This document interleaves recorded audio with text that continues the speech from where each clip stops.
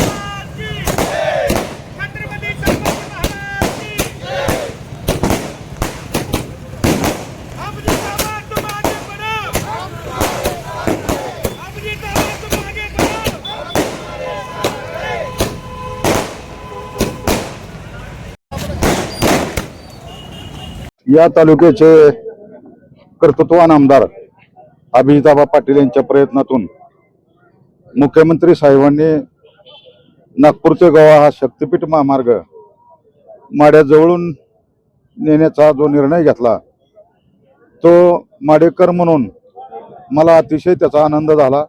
या परिसरामध्ये विकासाची फार मोठी भूक आहे आणि ती भूक कशी भागेल याच्यासाठी अभिजिताबा पाटील अतिशय प्रयत्नशील आहेत। त्यातला एक भाग म्हणून आज दळणवळणाचा एक फार मोठं साधन या ठिकाणी निर्माण झालेलं आहे। मी या ठिकाणी असं म्हणू शकेल की विकासाची पहाट माडा परिसरामध्ये उगवलेली दिसेल आणि या महामार्गाने शेतकरीच काय व्यापारी असतील कारखानदार असतील यांना अतिशय चांगल्या पद्धतीची सेवा या महामार्गामुळे मिळेल। पश्चिम महाराष्ट्रामधल्या अनेक तीर्थक्षेत्राला जोडणारा हा महामार्ग आहे।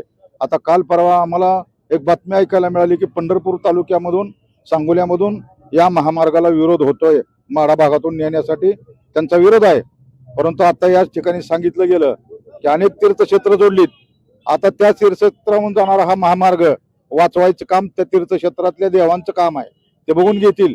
त्यामुळे कुठल्याही अडचणी या महामार्गाला येणार नाही। मुख्यमंत्री साहेब त्या पद्धतीनं खंबीर आहेत, त्यांनी घेतलेला निर्णय ते कधीही बदलत नाहीत। मला खात्री आहे की भविष्यामध्ये अजून या ठिकाणी अभिजित आबांच्या नेतृत्वाखाली माड्याचा विकास झाल्याशिवाय राहणार नाही।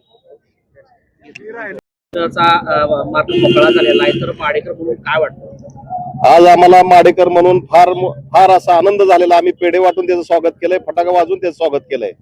खरं तर प्रथमतः मी माननीय मुख्यमंत्री साहेब, माननीय गोरे साहेब पालकमंत्री आमच्या जिल्ह्याचे, तसेच दमदार आमदार लोक अभिजिताबा पाटील यांचं मी प्रथमतः स्वागत करतो माडेकरांच्या वतीनं।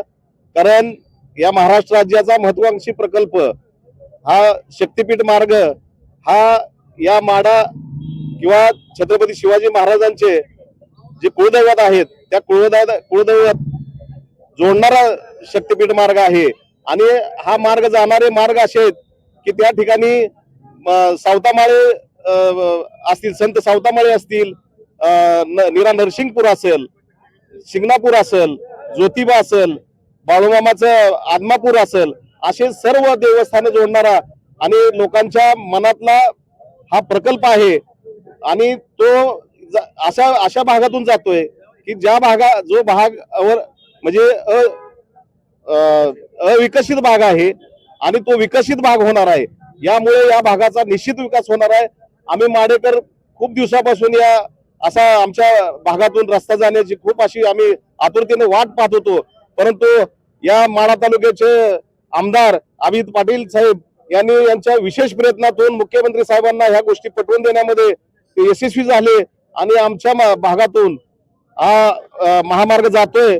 त्याच्यामुळे आमचं शहर निश्चितच पुढच्या काळामध्ये त्याला कनेक्टिव्हिटी मिळाल्यामुळे सुधरेल असं आम्हाला आणि रोजगार मिळू शकतो या लोकांना. या ठिकाणी MIDC सारखे प्रकल्प देखील रस्ता आल्यामुळे उभा राहू शकतात आणि असे दमदार आमदार आम्हाला आता माढा तालुक्याला मिळाल्यामुळे आमच्या इथली जनता खूप अशी समाधानी आणि सुखी आहे. कुठं तर एकीकडे ही मंजुरी मिळाली नव्या मार्गाला, मात्र दुसरीकडे पंढरपूरमध्ये 3 लोकप्रतिनिधींनी एकत्र येऊन विरोध दर्शवलाय, जुन्याच महामार्गाचा अट्टहास केलाय. कसं पाहताय? त्यांच्या दबावाला कुठं शासन स्तरावरून फेरबदल होईल असं वाटतं?